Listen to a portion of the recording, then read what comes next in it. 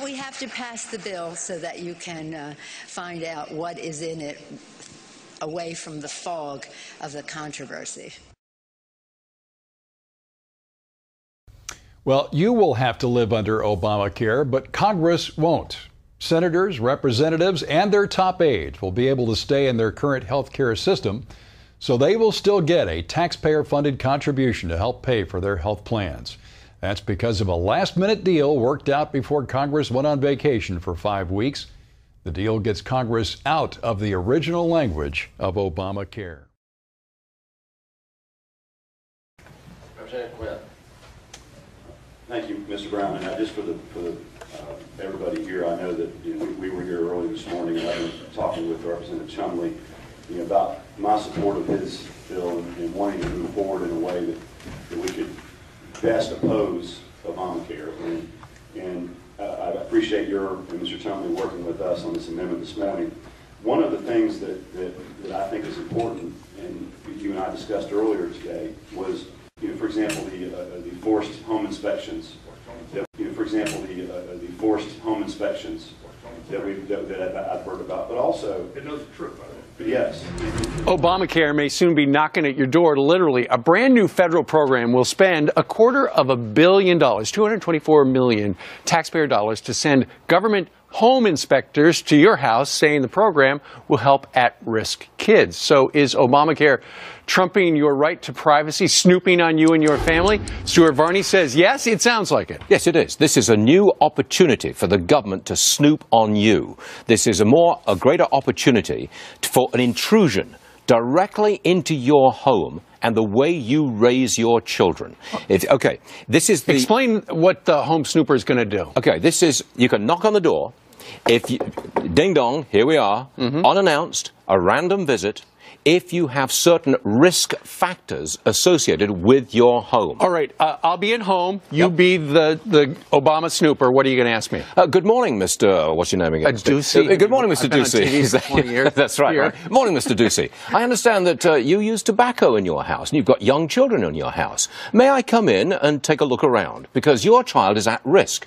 Good morning, Mr. Ducey. I believe that you are a gun owner, registered or otherwise. I'd like to come in and check out the security arrangements for your children in your house.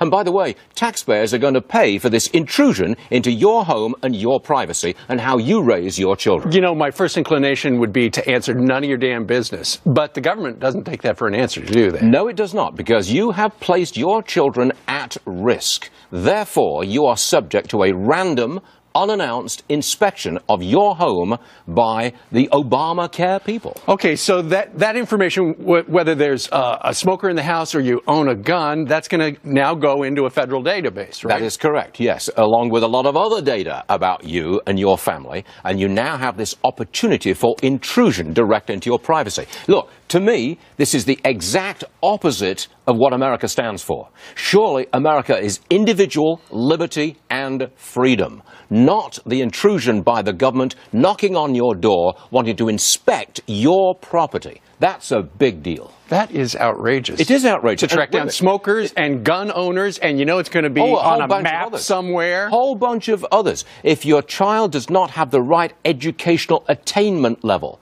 well, maybe we'll knock on the door because maybe you're homeschooling. Maybe you're not doing right by the child. $224 million a year, by the way, from taxpayers.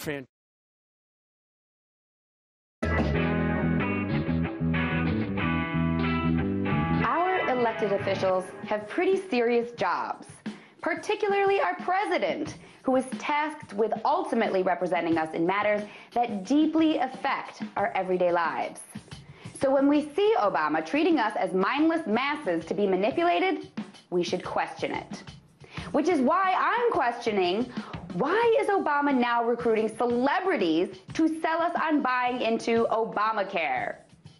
Trevor Nielsen is a man who represents celebrities including Eva Longoria and John Legend, and he's confirmed he's in talks with the White House to sign on his clients to help advertise Obamacare.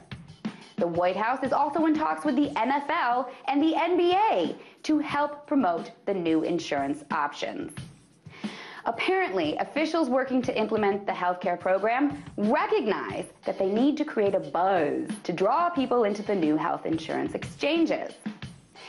So, get ready to be bombarded with ads starring people like Oprah, Jay-Z, Beyonce, and LeBron James telling you how all the cool people are buying into Obamacare.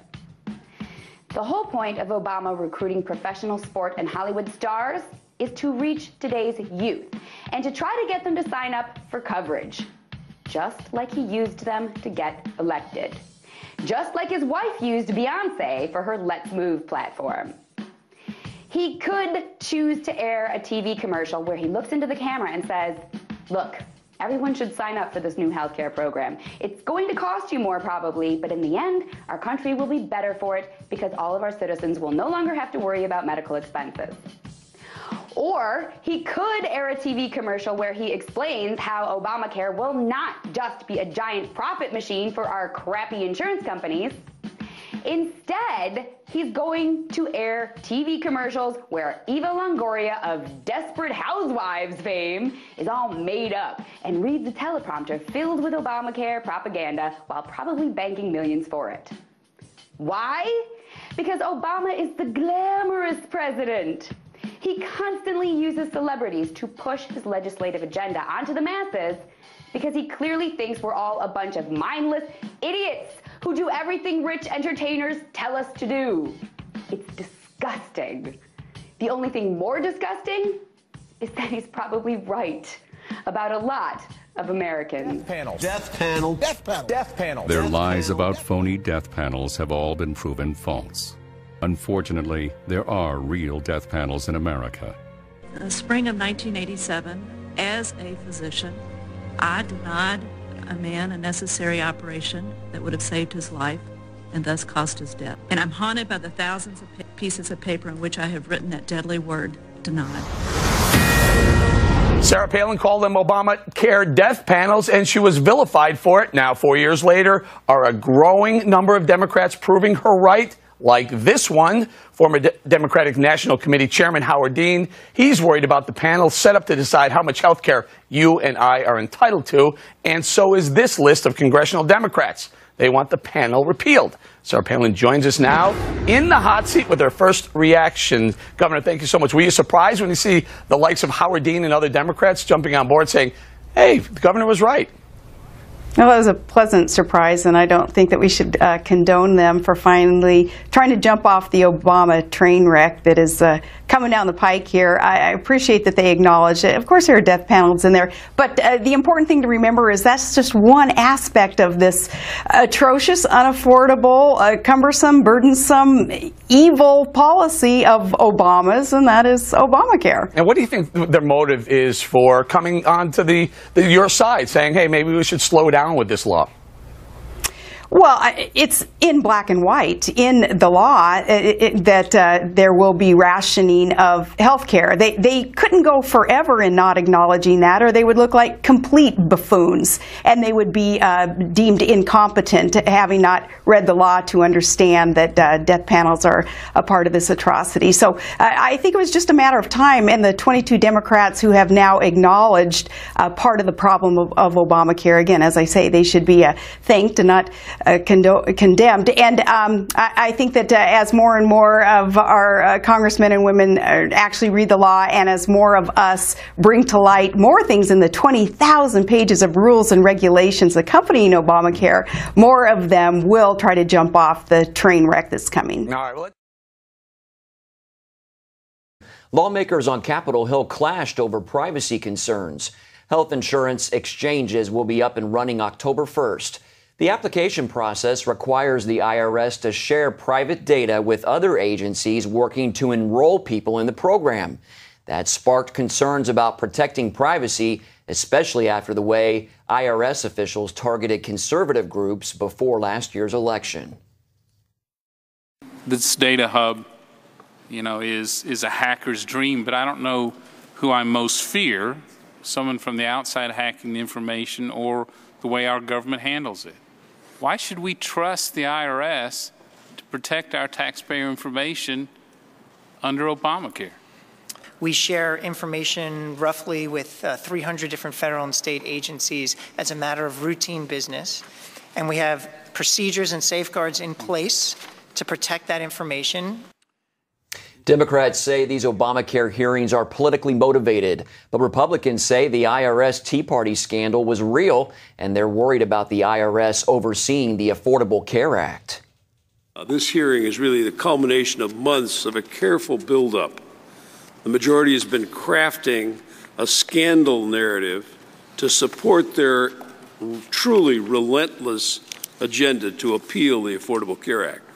No matter what our colleagues try to say, to whisk this issue away, the government was intimidating people and targeting them based upon their political views. That's not phony, that's real. The hearings come before what's expected to be the 40th House vote to repeal Obamacare. RFID chip now being issued in Hannah, Wyoming, as part of new Obamacare plan. So my reporting on the Obamacare plan, along with a lot of other people on YouTube who are reporting on Obamacare, stating that part of the legislation mandated RFID chips, and there were so many YouTubers who were saying, no, no, no, it didn't. Well, it does. The Obamacare RFID chips are currently being given a test run on the proud and patriotic citizens of Hannah, Wyoming. Over the last 2 weeks, a special piece of legislation has been passed, making it mandatory for anyone who receives welfare or any other form of government assistance to be implanted with these new identification chips. Even select government employees and officials have been ordered to receive the new subdermal device. Police officers, military, even garbage men will all be required to have the RFID chip by the end of next month or face termination from their jobs. Humans injected with a tiny chip holding the key to all of their private information. So why do some experts say it's potentially deadly? CBS 46's Kim Fedek investigates. One of the loudest voices of opposition is right here in the Boston area, a Harvard doctor and author of spy chips. These technologies will not make us safer. I think they'll make us sitting ducks for Big Brother. Dr. Catherine Albrecht also compiled 16 years of studies she says prove the chip can cause cancerous tumors. It's clear as day that these tumors were not only malignant, but they metastasized, they spread to the lungs, the liver, the thymus, the brain. These pictures show the tumors growing around the actual chip in the mice and rats. Certainly the company, I mean, they've done, I think, a tremendous job of keeping that information under wraps for the last several years. Well, if you don't realize that we have become Nazi Germany on steroids, if you don't realize that this is an absolute dictatorship that we're living now in this country, I have no clue what it will take to wake you up. There's bipartisan agreement that Obamacare isn't working. Democratic Senator Max Baucus, the lead author of Obamacare, said it's a huge train wreck. And Teamsters President James Hoffa said Obamacare will destroy the foundation of the 40-hour work week that is the backbone of the American middle class. And the president is quietly granting Obamacare waivers to big corporations. It's time for Congress to grant American families the same waiver President Obama has given giant corporations. The Constitution gives Congress the power of the purse, and we need Congress to stand up and defund Obamacare now. Please join me so we can get America back on track. Please call 1-800-314-8505 and tell Congress to defund Obamacare now. That's 1-800-314-8505.